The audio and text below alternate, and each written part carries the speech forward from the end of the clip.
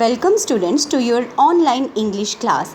I am your teacher Amita. I am here for you. Today in this video we will learn a new poem, Childhood by Marcus Nathan.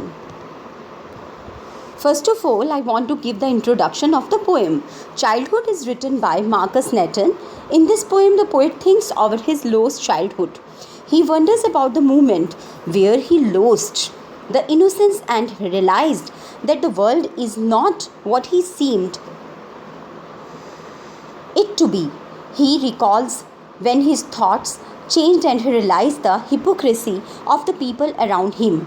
He finally settled down to the idea, and his childhood went to some forgotten place and is hidden in the face of an innocent infant.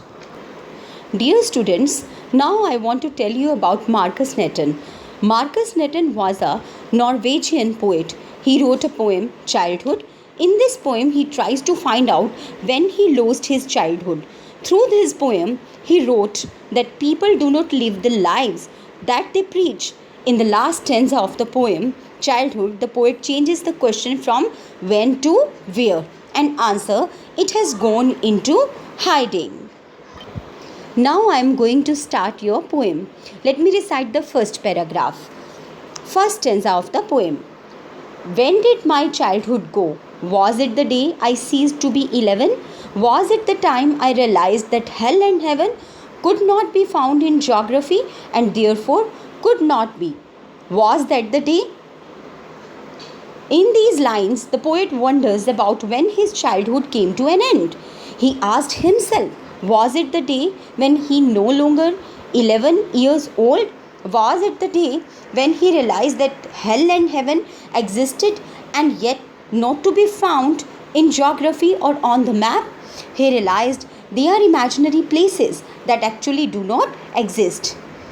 Dear students, now I am going to explain you this stanza in Hindi.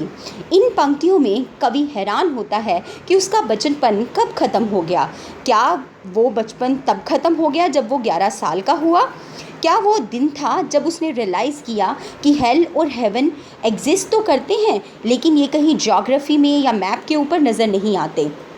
उसने ये एहसास किया कि ये places imaginary places हैं और actually इस पूरी दुनिया में कहीं एग्जिस्ट नहीं करती. तो ये था हिंदी में फर्स्ट स्टैंजा का वर्णन.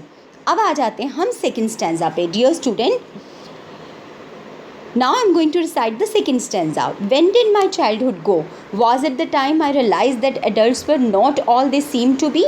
No, in the above lines, the poet again repeats the same question about when did the childhood go. He wonders about the day when he started seeing the world with a new perception, that adults are hypocrites and not how they seem to be. Was it the time I realized that adults were not all they seem? अब कवि फिर हैरान होता है और यही प्रश्न अपने आप से पूछता है कि मेरा बचपन कब खो गया? क्या जब मैंने ये एहसास किया कि अडल्ट्स जिस तरह से नज़र आते हैं, बड़े जिस तरह से नज़र आते हैं, वास्तव में वो वैसे होते नहीं हैं. तो उसने ये हैरान होकर अपने विचार किया कि वो हिपोक्रेट्स हैं और जिस तरह से वो दिखते हैं वैसे असल में नहीं होते. They talked about to love. They talked of love and preached of love but did not act so lovingly. Was that the day? और फिर पोइट कहता है कि the adults who talked of love and preached of love yet not behaved so lovingly. They are double-faced in reality. Was that the day when his childhood go? तो कवि फिर से यही बात करता है अपने आप से कि एडल्ट्स जो हैं वो प्यार करने की बातें करते हैं, प्यार करो दूसरों से ऐसा पाठ पढ़ाते हैं लेकिन खुद लविंगली बिहेव नहीं करते. वो डबल फेसेड हैं, दोगले चेहरे हैं उनके.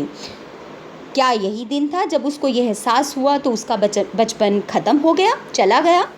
चलिए अब आते हैं थर्ड स्टैंजा पे. When did my childhood go?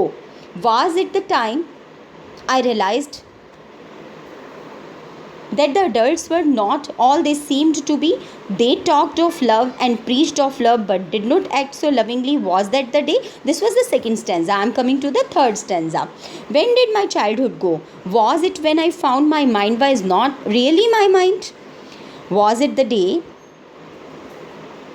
when I found my mind was really mine? to use whichever was way I choose, to use whichever way I choose, producing thoughts that were not those of other people but my own and mine alone. Was that the day? अब इन lines में कवि क्या कहता है, ये third stanza में poet फिर से अपने आप से एक क्वेश्चन करता है कि मेरा बचपन कब खो गया, और वो अपने आप से पूछता है, he asked himself about the possibilities. ये सारी संभावनाएं हैं जो अपने आप से बार बार पूछता है और हैरान होता है कि क्या ये वही दिन था जिस दिन उसको ये एहसास हुआ कि उसका माइंड उसका अपना माइंड है और वो अपने माइंड को अपने तरीके से यूज़ कर सकता है। आप जानते हैं ना, जब बच्चे होते हैं तो माँ बाप जैसे रास्ते पे लगाते हैं बच्चे उसी रास्ते पे चल पड़ सकते हैं। So children mind is just like a clean state, okay, slate. Whatever parents want to write on that slate they can write, and it is written also. But whenever the child grows, he himself thought about the right and wrong. Okay, the same state is of the poet Marcus Nathan also in this stanza. So when he realized that he could produce his own thoughts, producing thoughts that were not those of other people but my own and mine alone, was that the day? फिर से कवि पूछता है, क्या ये वही दिन था जिस दिन उसको ये सेंस आ गई एक इंडिविजुअलिटी की कि मेरी जो अस्तित्व है ये मेरा अपना अस्तित्व है, मैं एक इंडिविजुअल बीइंग हूँ और मेरी एक सेपरेट आइडेंटिटी है, मेरी एक सेपरेट पर्सनैलिटी है। तो was that the day he lost his childhood? क्या ये वही दिन था जब उसने अपना बचपन खो दिया, उसका बचपन चला गया। आइए आते हैं अब लास्ट पैराग्राफ पे, लास्ट स्टेंजा पे। Where did my childhood go? मेरा बचपन कहाँ चला गया? अब आप देख रहे हैं माय डियर स्टूडेंट्स कि यहाँ पे व्हेन की बजाय आ गया वेयर। अब पूछता है कवि कि मेरा बचपन कहाँ चला गया। So the poet remorses about his lost childhood. वो रिग्रेट करता है, दुख करता है कि मेरा बचपन चला गया। It went to some forgotten place. ये एक ऐसी जगह पे चला गया है जो कि मुझे याद भी नहीं आ रही कि वो वापस भी आएगा या नहीं आएगा, मेरा बचपन लौट कर आएगा कि नहीं आएगा। That's hidden in an infant face. और फिर वो कहता है कि ये एक बच्चे के चेहरे के अंदर छिप कर रह गया है। He cherished his innocence which vanished now and could be only seen in babies face. एक बच्चे के चेहरे के ऊपर ही वो बचपन जो है वो देखा जा सकता है। लास्ट लाइन में वो फिर से कहता है, दैट्स ऑल आई नो। वो कहता है कि मैं तो केवल इतना ही जानता हूँ।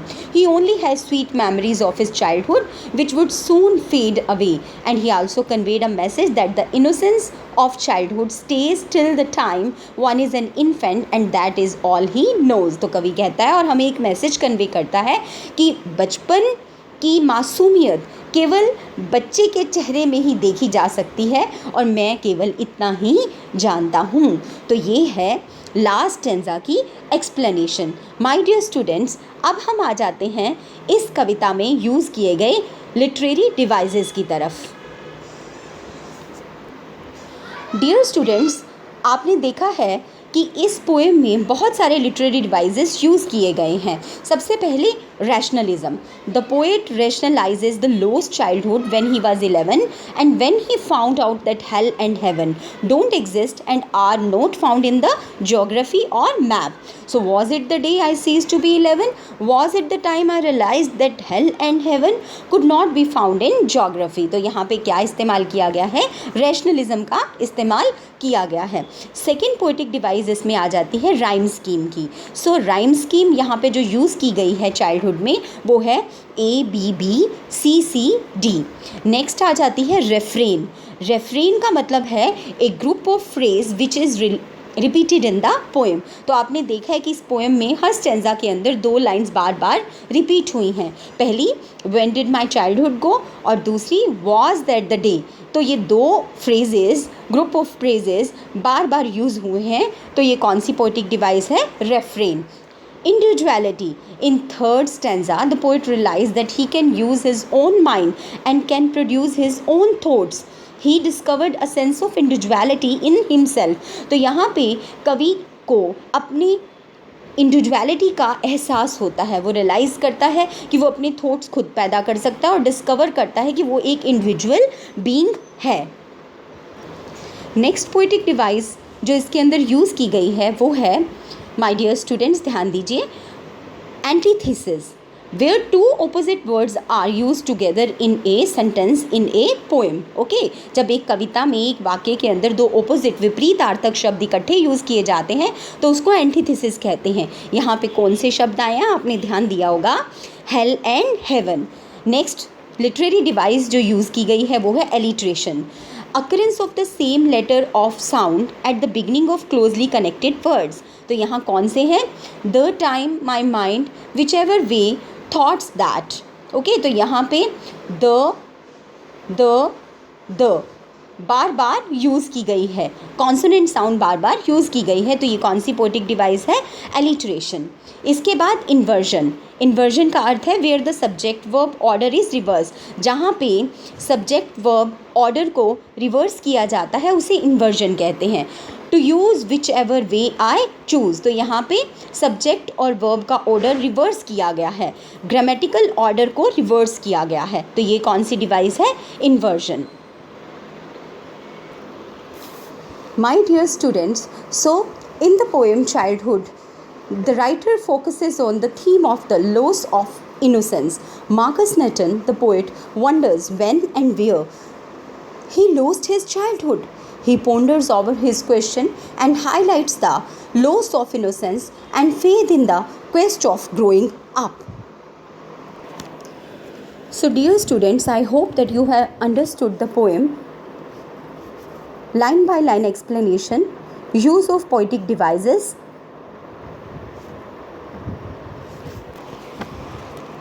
Dear students, watch the video again and again and try to understand and do practice. Keep learning, keep watching, and have a nice day.